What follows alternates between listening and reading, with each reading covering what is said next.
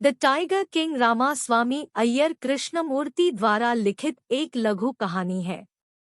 कहानी दर्शाती है कि हम अपनी किस्मत बदलने में असमर्थ हैं। हम अपने भाग्य को बदलने के लिए बहुत कोशिश कर सकते हैं, लेकिन कभी सफल नहीं हो सकते। कहानी का मुख्य पात्र राजा है। उसके बहुत सारे नाम हैं, लेकिन उन्हें टाइगर किंग के नाम से जाना जाता है।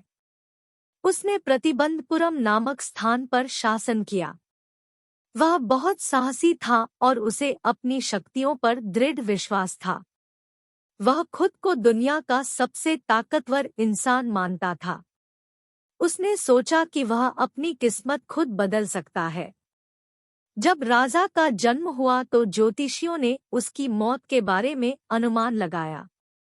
10 दिन की उम्र में राजा ने बोलकर सबको हैरान कर दिया। पहले तो उन्होंने कहा कि वह बड़ा होकर एक महान योद्धा और एक बहादुर विजेता बनेगा। फिर कहा कि वह एक बाघ के कारण मर जाएगा। जंग बहादुर उर्फ द टाइगर किंग का पालन पोषण एक भव्य तरीके से हुआ। हर दूसरे शाही राजकुमार की तरह उनका बड़ा होना असाधारण था। उनके अंग्रेजी जीवन में एक अंग्रेजी गाय का दूध पीना, एक अंग्रेज से अंग्रेजी पढ़ना और अंग्रेजी फिल्में देखना शामिल था। यहाँ तक कि उनका पालन पोषण एक अंग्रेजी शासन द्वारा भी किया गया था। 20 साल की उम्र में उन्हें राजा की जिम्मेदारी दी गई थी। राजा जानता था कि किसी की जान बचाने के लिए कोई गाय को भी मार सकता है। इसलिए जब पवित्र पशु गाय को मारा जा सकता है, तो वह बाघों को भी मार सकता है। उसने अपनी रक्षा के लिए एक बाघ को मारने का फैसला किया। उसने पहले बाघ को आसानी से मार डाला और बहुत खुश हुआ। फिर उसने ज्योतिष को बुलाया और कहा कि उसने सफलतापूर्वक एक बाघ को मार डाला है।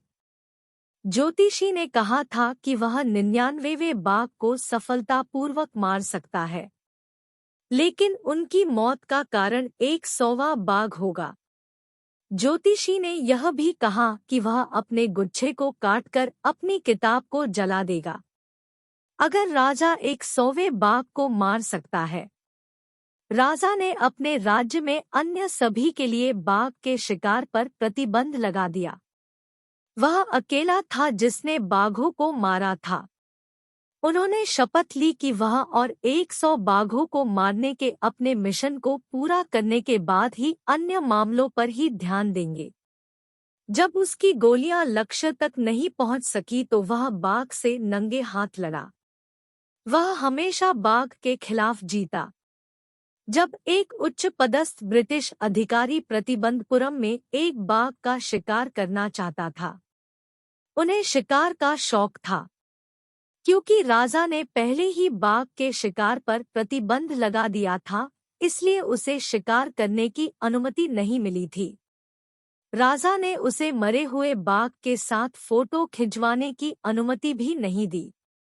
इसके बजाय राजा ने कोलकाता की एक प्रसिद्ध आभूषण की दुकान से हीरे की 50 अंगूठियां मंगवाई। उसने उन सभी अंगूठियों को उस ब्रिटिश अधिकारी की पत्नी के पास भेज दिया। महिला अंगूठियों से प्रभावित हुई और उसने उन सभी को अपने पास रख लिया। राजा ने सोचा कि वह उनमें से 1 या 2 को चुन सकती है। हालांकि उन्हें इस कारण से 3 लाख का निवेश करना पड़ा, लेकिन वे खुश थे कि सब कुछ ठीक हो गया। राजा को एक नई समस्या का सामना करना पड़ा। उसने लगभग 70 बाघों को मार डाला था। प्रतिबंधपुरम में बाघ सभी मारे गए थे। इसलिए राजा ने अपने मंत्री को बुलाकर एक सूची बनाने को कहा। सूची में सारे राज्य से राजकुमारी के नाम और उनके पास मौजूद बाघों की संख्या होनी चाहिए। मंत्री ने उनके निर्देशों का पालन किया और राजा के लिए राजकुमारी को ढूंढ लिया। राजा ने उस लड़की से शादी कर ली। उसके बाद जब भी वह अपने ससुराल जाता वह हर बार 7 बाघों को मार डालता।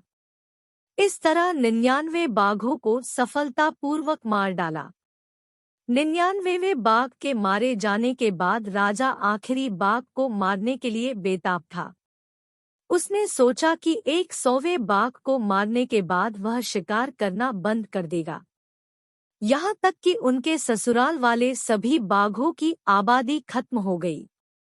इसलिए वह इस बात से दुखी थे। उसका इंतजार खत्म हो गया क्योंकि उसने कुछ अफवाहों को आहत किया और समझा कि उसके राज्य में एक बाघ है। लेकिन राजा को बाघ आसानी से नहीं मिला। वह दिन-ब-दिन बाघ की तलाश में मायूस होता जा रहा था। उनकी नाराजगी ने कर्मचारियों को निलंबित कर दिया और उन्हें धमकी भी दी। इस प्रकार उनके एक मंत्री ने सर्कस से एक बाघ खरीदा और उसे जंगल में छोड़ दिया जहां राजा शिकार करने गया था। बाघ को देखकर राजा प्रसन्न हुआ। उसने बाघ को गोली मार दी, लेकिन वह शॉट चूक गया और उसे एहसास नहीं हुआ कि बाघ बेहोश हो गया है। उसके कर्मचारियों ने यह समझा और चुपके से बाघ को मार डाला। राजा को लगा कि उसने 100वें बाघ को मार दिया है और जश्न मनाने लगा। राजा ने अपने बेटे के तीसरे जन्मदिन के लिए एक लकड़ी का बाघ खरीदा। वो अपने बेटे के साथ लकड़ी के बाघ के साथ खेल रहा था। खेलते समय एक लकड़ी की हजामत उनके दाहिने हाथ से चिपक गई। उसने तुरंत उसे बाहर निकाला और खेलना जारी रखा। लकड़ी की इस हजामत से 4 दिनों के भीतर राजा के दाहिने हाथ में गंभीर संक्रमण हो गया। उसकी हालत बिगड़ने पर 3 सर्जनों को बुलाया गया। उन्होंने उस पर ऑपरेशन करने का फैसला किया, लेकिन यह ऑपरेशन राजा की जान नहीं बचा सका। राजा मर गया। ज्योतिषी की बात सच निकली। इससे पता चलता है कि हम कभी भी नियति से ज्यादा शक्तिशाली नहीं हो सकते।